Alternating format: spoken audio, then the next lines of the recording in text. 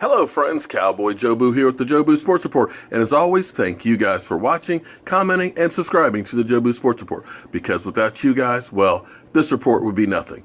So if you haven't yet, please subscribe to the Jobu Sports Report by clicking over here on the picture of me and my buddy, Sean Lee. Well, we've heard some rumors out there started by CBS that Colin Kaepernick's best landing spot would be with the Dallas Cowboys. So let's go to First Take and those jackasses, I mean Stephen A. Smith, and see what they have to say today. Is over. That's usually a benchmark for some free agents to figure out where they might want to pursue opportunities. While there is undeniably an element of politicization of his situation, I think it's probably premature to scream collusion. I think we'd have to work with Colin and his representatives to understand what has been their experience with negotiating with teams. How many calls have they gotten? Have they been given any indications that teams are talking to each other about, using the hot take word, being blackballed from other teams? Many feel that Colin Kaepernick doesn't have a job due to his political views. George Atala from the NFLPA, however, you just heard, isn't buying that Kaepernick is being blackballed. Now, we know the Cowboys love the headlines.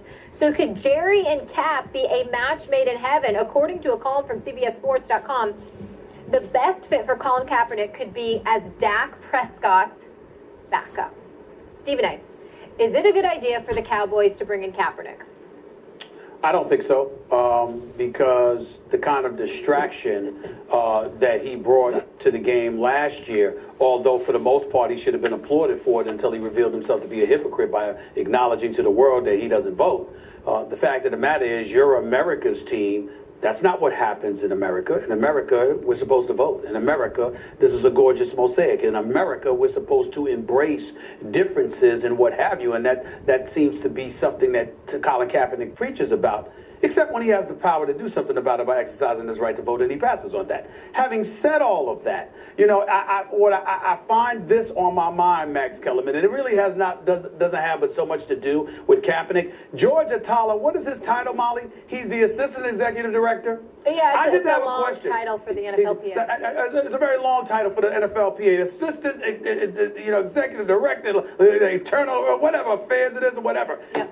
Have you ever heard a man in his position speaking so much on television and radio? I mean, I don't know whether it's DeMaurice Smith hiding behind him or whether it's him saying, could you please give me some camera time? I really love it. Let me speak. Let me talk. I would love to do it. Makes us, who the hell wants to hear from George Atala? Give me DeMaurice Smith, please, particularly on the subject of somebody being blackballed. That's what I would prefer personally. Just a personal preference. I'm just saying to you, I look at it and I'm like, well, if that was happening, how would you know and would you admit it? It begs the question. And I don't know if this man, listen, I'm quite sure he's informed. I'm quite sure he's very educated. I'm certainly not questioning his credentials or anything like that. Just the fact that he loves the camera and the microphone a hell of a lot more than anybody else that's ever been in this position. All I'm saying is, really, am I supposed to listen to you when it comes to Colin Kaepernick being blackballed? I don't know whether he's being blackballed or not, because on one hand, I imagine he's not good for business because of the distraction that he caused and how it served to alienate about half of the football population.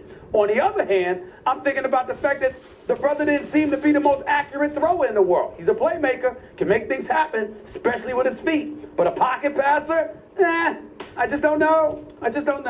At first blush, you would say, look, Kaepernick should be the quarterback of a team with nothing to lose right now, who's going to have to change their entire offense to suit him, and that might not be such a bad idea for a team that's developing and really doesn't have their quarterback of the future yet, because he's at least replacement level. He's at least an NFL kind of bubble starter, at least, in terms of his ability, even in the recent past.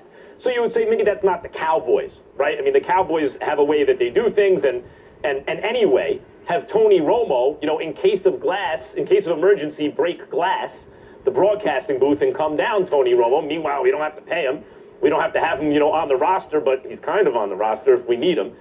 I get all that, but the fact of the matter is they do need a backup quarterback, and at the moment they really don't have one. And this is what dogged them until Dak Prescott.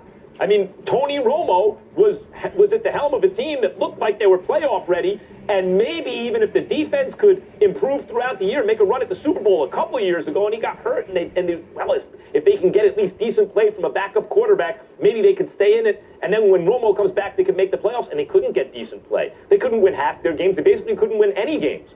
So the whole issue with the Cowboys is they need a backup quarterback. They draft Dak. It turns out the backup is actually the starter. But now the other guy, who was the starter, is gone. You need a backup. Who do you get? If something, knock wood, you don't want it to happen to Dak Prescott, but if something should happen to him and you lose him for an extended period of time, who's going to keep the ship afloat in Dallas, assuming that Tony Romo can't just walk out of the booth and onto the field? Jay Cutler? You want Jay Cutler quarterbacking your team, Stephen A. Smith?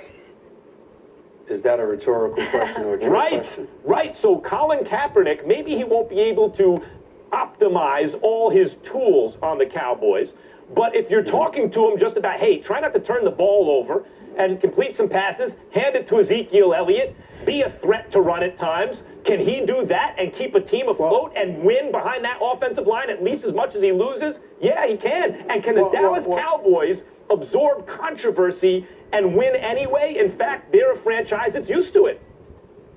Well, Max, what I would ask you to do is that if you're going to make an argument to rebut something that I'm saying, then rebut it, as opposed to going in a different direction than I was going in. You know good and damn well I'm not talking about football when I'm talking about Colin Kaepernick. I understand that as a backup, he can use his feet. He's also going to have a massive offensive line. He's going to be protected. And more importantly, he's going to be able to hand the football off to Ezekiel Elliott. So in terms of a backup quarterback, if you're just talking football, you know I'm not disagreeing with you on that point. There's nothing to disagree with there. You make total sense about it from a football perspective. But we all know that when we're talking about Colin Kaepernick, at this juncture, we're really not talking football. We're talking about the ancillary stuff, on the side that potentially impacts this team. And when you look at the Dallas Cowboys, even though you could make the argument that they deal with circuses all the time, and as a result they still win, I would say to you, what's your definition of winning? I understand they had a 13-3 season. I also saw 3 8-8 seasons. I also saw them miss the playoffs the year before with a 4-12 year after Tony Romo went down. I saw them go 12-4 the year before, but lost to Green Bay with the catch that wasn't a catch that shouldn't have been a catch.